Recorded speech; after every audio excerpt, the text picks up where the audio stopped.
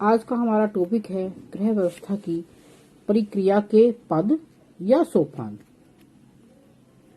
गृह व्यवस्था के अर्थ संबंधी द्वारा स्पष्ट हो जाता है कि गृह व्यवस्था की प्रक्रिया के मुख्य रूप से 3 पद या सोपान होते हैं। सबसे पहला पद है नियोजन, दूसरा नियंत्रण तथा तीसरा मूल्यांकन।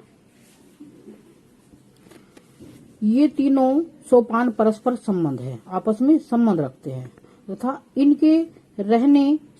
इनके सही रहने पर गृह व्यवस्था उत्तम होती है। गृह व्यवस्था के इन तीनों सोपानों का हम संक्षिप्त परिचय निम्नवत दे रहे हैं। नंबर 1, नियोजन। गृह व्यवस्था का सर्वाधिक महत्वपूर्ण एवं प्रथम चरण नियोजन है। किसी भी कार्य को करने से पूर्व की जाने वाली तैयारी को नियोजन कहते हैं। निकिल तथा डार्सी के शब्दों में कहा गया है कि इच्छित लक्ष्य तक पहुंचने के लिए विभिन्न संभावित मार्गों के संबंध में सोचना, कल्पना में प्रत्येक योजना के पूर्ण होने तक इसका अनुगमन करना और सबसे अधिक आशावादी योजना का चुनाव करना ही नियोजन है। यह पहले ही निश्चित कर लिया जाता है कि भविष्य में क्या करना है। इस प्रकार के भविष्य के कार्यक्रम को निश्चित कर लेने से कार्य सरल हो जाता है तथा निर्धारित लक्ष्यों को प्राप्त करना संभव हो जाता है। नियोजन की प्रक्रिया के अंदर चिंतन शक्ति, स्मरण शक्ति, अवलोकन, तर्क शक्ति तथा कल्पना शक्ति का उपयोग किया जाता है। नंबर 2, नियंत्रण। गृह व्यवस्था की प्रक्रिया का द्वितीय सोपान नियंत्रण है। केवल उचित नियोजन के द्वारा ही गृह व्यवस्था की प्रक्रिया हमें लक्ष्य तक नहीं पहुंचा सकती है।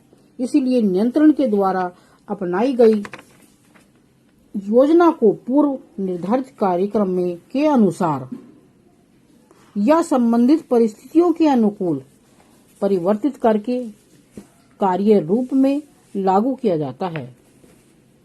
गृह व्यवस्था के तत्व के रूप में नियंत्रण के अर्थ को डगलस एस शेरविन ने अपने शब्दों में कहा है कि नियंत्रण का मूल तत्व क्रियान्वयन है, जिसके द्वारा पूर्व निर्धारित स्तरों के अनुसार क्रियाओं को समायोजित किया जाता है तथा इसकी नियंत्रण का आधार व्यवस्था के पास की सूचनाएं होती हैं। कहा जा सकता है कि नियंत्रण के अंतर्गत चालू योजना की कार्य प्रणाली का अध्ययन किया जाता है। इसके अतिरिक्त पूर्व निर्धारित कार्य प्रणाली से वर्तमान कार्य प्रणाली के विचरणों का सूक्ष्म निरीक्षण किया जाता है। इसके अंतर्गत ही समय एवं परिस्थितियों के अनुसार पूर्व निर्धारित योजना में किए जाने वाले परिवर्तनों का निर्णय भी किया जाता है। इस प्रकार स्पष्ट है कि व्यवस्था की प्रक्रिया में नियंत्रण का विशेष महत्व है। नंबर 3, मूल्यांकन। गृह व्यवस्था का तीसरा सोपान मूल्यांकन है। पहले से नियोजन के अनुसार किए गए कार्य की सफलता, असफलता तथा उचित अनुचित प्रकृति का निर्णय कर लेने के कार्य को मूल्यांकन कहा जाता है। इसके द्वारा पहले से हो चुकी गलतियों की जानकारी प्राप्त हो जाती है तथा भविष्य में उसी प्रकार की त्रुटियों से बचने की चेतावनी मिल जाती है। इस प्रकार इसका भावी योजना के लिए भी विशेष महत्व होता है। गृह व्यवस्था के दौरान किसी न किसी स्तर पर मूल्यांकन अवश्य किया जाता है। मूल्यांकन दो प्रकार का होता है, सापेक्ष तथा निरपेक्ष। मूल्यांकन से विभिन्न लाभ होते हैं तथा अनेक उद्देश्यों की पूर्ति हो जाती है। मूल्यांकन से ही हमें ज्ञात होता है कि हमने क्या प्राप्त किया है। इसके द्वारा ही आगामी योजना के लिए तथा संपूर्ण योजना को संशोधित करने के लिए आधार प्राप्त होता है।